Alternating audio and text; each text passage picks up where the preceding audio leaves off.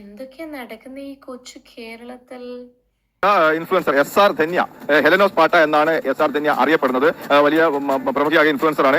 അണങ്കൂരിൽ കഴിഞ്ഞ ദിവസം വാഹന പരിശോധനയ്ക്കിടെയാണ് ഈ സംഭവം ഉണ്ടാകുന്നത്. അതായത് ഈ FIR-ൽ പറയുന്ന പ്രധാനപ്പെട്ട കാര്യം എന്ന് പറയുന്നത് നാഷണൽ ഹൈവേ 66-ൽ റോഡിന് നടുവിൽ ഈ വാഹനം നിർത്തിയിട്ടുന്നു. ഇത് കണ്ട് പോലീസുകാർ വന്ന് നോക്കുമ്പോൾ വാഹനം അമിത വേഗത്തിൽ ഓടിച്ചു പോകുന്നു. പിന്നീട് പോലീസ് ഇവരെ പിന്തുടർന്ന് ബന്ദിയോടുള്ള ഭഗവതി നഗറിൽ വെച്ച് പോലീസ് പിടികൂടുന്നു. പോലീസ് പിടികൂടി പരിശോധിച്ചപ്പോഴാണ് മനസ്സിലാകുന്നത് ഈ ഇൻഫ്ലുവൻസർ ഈ ധന്യ വാഹനം ഓടിച്ചത് മദ്യപിച്ചുകൊണ്ടാണെന്ന് പരിശോധനയിൽ 86 കാണിച്ചുവെന്ന് ഇതിൽ പറയുന്നുണ്ട്. പിന്നീട് നമുക്ക് അറിയാൻ കഴിയുന്നത് ഈ വാഹനം അടക്കം വിട്ടു നൽകിയിട്ടുണ്ട്.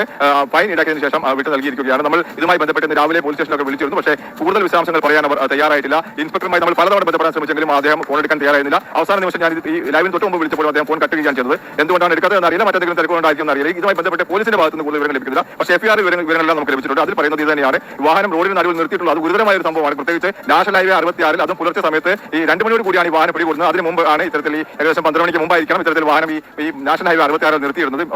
മദ്യപിച്ച് വാഹനം ഓടിച്ചു വന്ന് പിന്നീട് കണ്ടെത്തുകയായിരുന്നു. ഇപ്പോൾ നമുക്ക് അറിയാൻ കഴിയുന്നത് വാഹനം അടക്കം വിട്ടു നൽകിയിട്ടുണ്ട്, ഫൈൻ ചുമത്തിയിട്ടുണ്ട് എന്നുള്ളത്. ഹലോ, അപ്പം പ്രമുഖ യൂട്യൂബറായ ഹെലനോസ് പാർത്തയെ രാത്രിയിൽ മദ്യപിച്ച് വാഹനം ഓടിച്ചതിന് പോലീസ് പിടിച്ച കേസാണ് ഇപ്പോൾ വൈറലായിക്കൊണ്ടിരിക്കുന്നത്.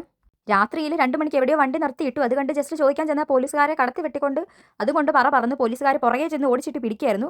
ചെന്ന സമയത്ത് എന്തായാലും മദ്യപിച്ചിട്ടുണ്ടായിരുന്നു. പുള്ളിക്കാരത്തി എന്തിനാണ് അവിടെ നിന്ന് ഓടിയെന്ന് മനസ്സിലാവുന്നില്ല. അവിടെ കിടന്നിരുന്നെങ്കിൽ ഇത്രയും പ്രശ്നം ആവത്തില്ല. ഇതിപ്പോൾ മദ്യപിച്ച് ഓടിച്ചത് കൊണ്ടാണല്ലോ ഒരു ഇഷ്യൂ ആയി വാർത്തയായിട്ട് വന്നത്. അവിടെ കിടക്കുമായിരുന്നെങ്കിൽ ഒബ്വിയസ്ലി വേറെ ആരെങ്കിലും ഓടിക്കുമായിരുന്നു, ജസ്റ്റ് അവിടെ ഇരുന്നാണെന്ന് പറഞ്ഞാൽ മതിയായിരുന്നു. ഇതിപ്പോൾ പെട്ടെന്ന് ഓടിപ്പോയതുകൊണ്ട് തന്നെ അതൊരു വലിയ വാർത്തയായി. മദ്യപിച്ച് പോലീസ് സ്റ്റേഷനിൽ കയറി എന്നൊരു കേസുമായി. എന്തായാലും ഫൈൻ അടച്ച് വണ്ടി സഹിതം തിരിച്ചു കൊടുത്തു എന്നാണ് കേൾക്കുന്നത്. എനിവേ, ഹെലനോസ് പാർത്ത ഇതിനും പകരമായിട്ട് അല്ലെങ്കിൽ ഇതിന് എഗെയിൻസ്റ്റ് ആയിട്ട് അല്ലെങ്കിൽ ഇതിനൊരു റെസ്പോണ്ട് എന്ന രീതിയിൽ ഒരു വീഡിയോ ചെയ്തിട്ടുണ്ടെന്ന് നമുക്ക് നോക്കാം. എന്റെ ഭഗവാനെ, എല്ലാരും കൂടെ എന്റെ അച്ഛനെയും അമ്മയും വിളിച്ച് ഭയങ്കര ബുദ്ധിമുട്ടാണ്. ഹെലനോസ് പാർത്ത പോലീസ് സ്റ്റേഷനിലായി, സെൻട്രൽ ജയിലിലായി, എന്നെ തൂക്കിക്കൊന്നു എന്ന് പറഞ്ഞിട്ട് ഞാൻ എന്റെ പഞ്ചിൽ കുത്തിരിക്കുന്നുണ്ട് ഗൈസ്. എന്റെ പഞ്ചില് വിശദ വിവരം പറഞ്ഞുകൊണ്ട് ഞാനൊരു വീഡിയോ ചെയ്യുന്നതായിരിക്കും. സ്റ്റേ ട്യൂൺഡ് ഒരു 8 മണിക്കുള്ളിൽ ചെയ്യാം. കാരണം ഞാനിപ്പം ഇവിടെ DYSPന്റെ ഹോസ്പിറ്റലിലും ഓഫീസിൽ വന്നിട്ടാണുള്ളത്. ഇവിടുത്തെ കാര്യങ്ങളൊക്കെ ഒന്ന് കഴിഞ്ഞിട്ട് ഞാൻ കൃത്യമായി എന്റെ മമ്മി, നിങ്ങൾ എന്റെ മമ്മീനെ എന്നെ വിളിച്ച് ബുദ്ധിമുട്ടിക്കരുത്, ഞാൻ ജയിലല്ല. അപ്പൊ വിശദമായിട്ടുള്ള വീഡിയോ ഞാൻ അപ്ലോഡ് ചെയ്യുന്നതായിരിക്കും. Stay tuned. ചിയേഴ്സ്.